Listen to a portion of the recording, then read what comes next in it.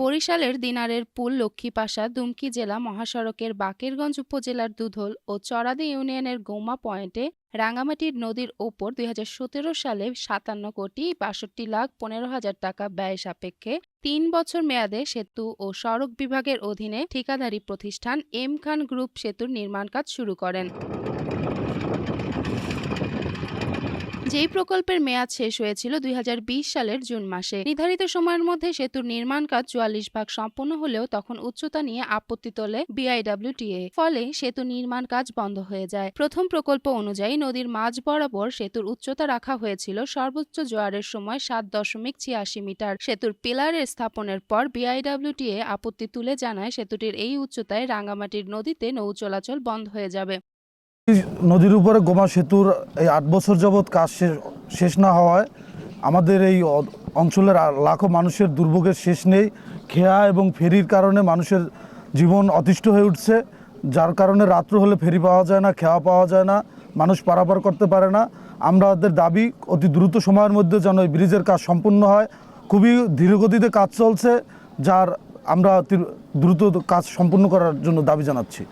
নৌযান চলাচল স্বাভাবিক রাখার জন্য উচ্চতার প্রয়োজন কমপক্ষে ১২.২ মিটার। পরবর্তীতে সংশোধিত প্রকল্পে সেতুর নকশায় পরিবর্তন করা হয়। সেতুর মাঝ বরাবর সর্বোচ্চ জোয়ারের সময় ১২.৪ মিটার উচ্চতা রেখে নতুন নকশা করা হয়, যে কারণে সংশোধিত প্রকল্পে ব্যয় হয়েছে ৩৪,৮২,৭৪,০০০ টাকা। সেতুটির সংশোধিত প্রকল্প অনুযায়ী মোট ব্যয় ধরা হয়েছে ৯২,৪৪,৮৯,০০০ টাকা এবং সেতুর মাঝখানের পিলারের গার্ডারের পরিবর্তে নতুন নকশা অনুযায়ী তৈরি করা হয়েছে স্টিলের ২টি স্প্যান। রাঙ্গামাটি নদীর উপর গোমা সেতুটির দীর্ঘ ৮ বছর ধরে কাজ চলমান চলতেছে। জানি না এটা কার গাফুলতির জন্য হচ্ছে, গভর্নমেন্টের গাফুলতি নাকি ঠিকাদারের গাফুলতির জন্য হচ্ছে, এটা আসলে জানা পসিবল না। কাউকে জিজ্ঞেস করলে এক একজন এক এক সময় এক এক কথা বলে। যাই হোক, ওদের আগ্রহের পরেও গত সপ্তাহে আমাদের মাঝখানের যে মূল সমস্যা ছিল 2টা স্প্যান, সে 2টা স্প্যানই তোলা হয়েছে। কিন্তু 2টা স্প্যান তোলার পরেই খুব ধীর গতিতে এই কাজগুলো এগোচ্ছে, যেটা আসলে খুব দ্রুত গতিতে হওয়ার কথা ছিল, যে 2টা স্প্যান ওঠার পরে খুব দ্রুত কাজগুলো চলবে। কিন্তু আসলে ঠিকাদার প্রতিষ্ঠান এই কাজগুলো খুব দ্রুত গতিতে শেষ করার কোনো অগ্রগতি আমরা দেখতে পাচ্ছি না। আসলে গোমা সেতুর যে কাজটি চলতেছে দেখানো চলমান কাজ চলা, এই লোক দেখানো কাজ করা আছে। এই সেতুতে 8 বছর লেগেছে, ভবিষ্যতে যার কত বছর লাগবে, 2-1 জন দিয়ে কাজ করালো। এই কাজ আমরা চাই না, আমরা চাই সুষ্ঠু সমাধান, অতি দ্রুত তাড়াতাড়ি কাজ শেষ করে আমাদের এই সেতু উন্মুক্ত করা হোক।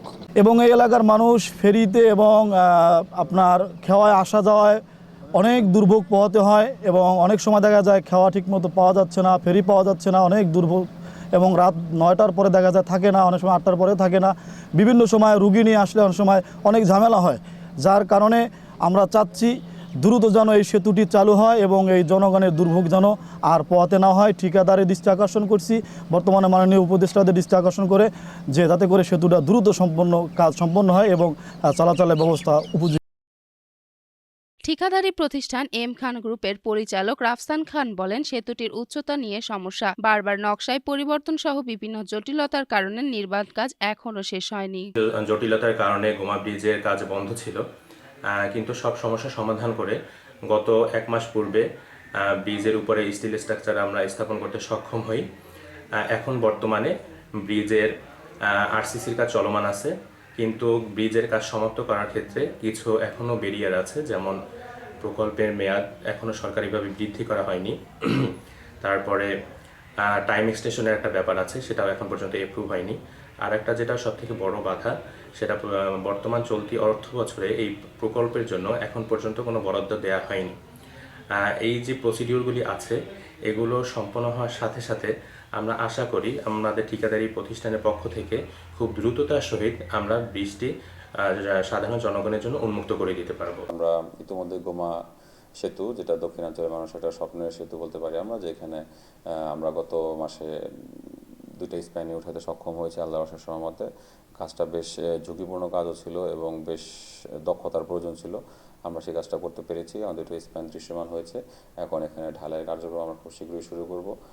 যেহেতু কাজটা একটু টেকনিক্যাল, অন্য যে কোনো কাজের নেচারের চেয়ে কাজের নেচার সম্পূর্ণ ভিন্ন, তো এখানে আমাদের বেশ কিছু টেকনিক্যাল বিষয়ে বিবেচনা করতে হয়।